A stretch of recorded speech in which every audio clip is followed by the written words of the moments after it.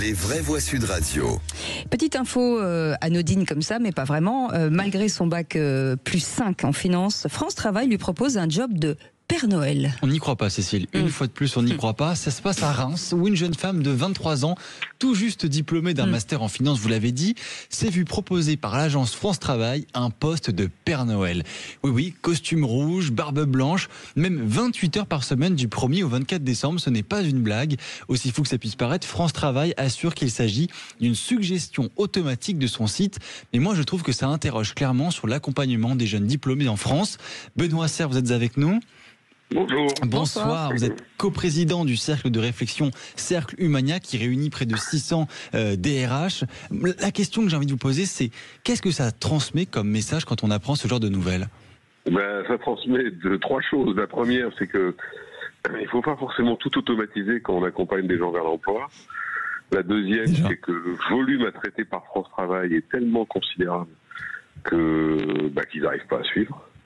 Et la troisième, c'est que je pense que cette dame n'a pas eu de chance. Mais sur le fond, on sait très bien qu'il l'un des problématiques, malgré tous les efforts qui ont été faits et qu'il faut saluer par France Travail depuis quelques années, on s'occupe trop tard des gens, en fait. Et on s'occupe trop tard et trop loin, malgré les efforts des agents, c'est pas la question. Hein. Et donc, on peut se retrouver avec ce type de bug. Pour des gens, ce qui est très troublant pour quelqu'un qui cherche un emploi, de te voir proposer ça. Je pense qu'elle a du mal à le vivre, malheureusement. Benoît Serre, est-ce que ça veut dire, pardon Philippe, excusez-moi, est-ce que ça veut dire qu'il n'y a peut-être pas assez en tout cas de postes possibles et compatibles avec son CV et à ce moment-là, il faut proposer le tout venant, si je puis dire. Un bac, alors ça dépend, parce que vous savez, c'est un bac plus 5 en finance, théoriquement, il y a des postes quand même. Hein. Oui. Maintenant, je ne sais pas si cette dame n'a pas un périmètre, par exemple, géographique extrêmement restreint, ou s'il y a des activités, c'est très difficile. Je crains malheureusement que ce soit effectivement, comme dit France Travail, un système IA plus ou moins bien réglé, mal réglé en l'occurrence, qui a produit ça. Mais le fond du sujet, c'est pas ça. C'est que je ne sais pas très bien comment elle est accompagnée, mais c'est vrai que on a toujours observé que les gens, quand ils perdent leur emploi, finalement, ça prend un peu trop de temps pour qu'ils soient vraiment pris en charge et dirigés vers des bonnes fonctions accompagnées. Et c'est pas parce que France Travail fait mal son boulot, c'est parce qu'il y a un volume à traiter. Et je ne sais pas si vous avez vu, mais les statistiques du chômage sont de pire en pire, et je crains que ça ne s'arrange pas. Philippe Bilger, vous poser une question après Coralie Dubost. Pardon, la question derrière l'apparent ridicule de la proposition, est-ce qu'elle ne renvoie pas au fait qu'une minorité de citoyens préférerait travailler dans n'importe quoi plutôt que de ne rien faire ?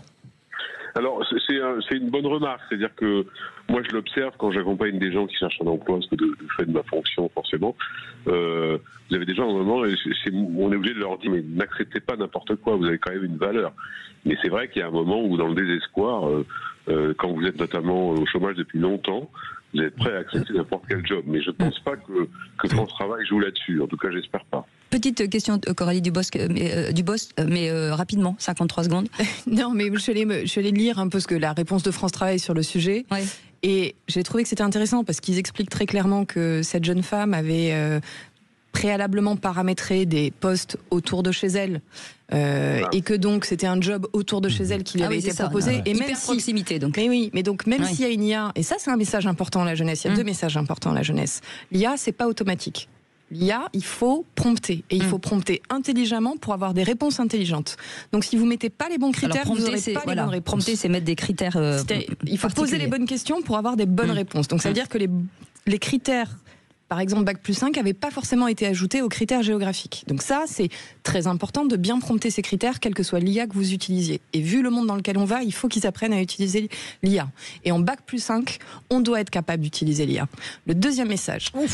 Le deuxième message. Mais si on veut être la génération qui suit et qui peut challenger l'international, etc. en France, il faut s'y mettre.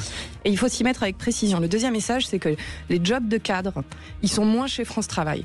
Il y a beaucoup de marchés cachés sur les jobs de cadre. Allez. Et la jeunesse, si elle veut trouver un job de cadre, il faut qu'elle se bouge, qu'elle aille se renseigner, qu'elle fasse des salons. Je l'invite à aller rencontrer beaucoup de monde. Merci pour tous ces conseils. Merci beaucoup, Benoît Serre, d'avoir été avec nous, coprésident du cercle de réflexion, cercle Humania, et qui représente aujourd'hui 600 DRH. D'ailleurs, on aura l'occasion de monter une émission avec vous pour parler un peu plus de l'emploi. Allez, vous restez avec nous.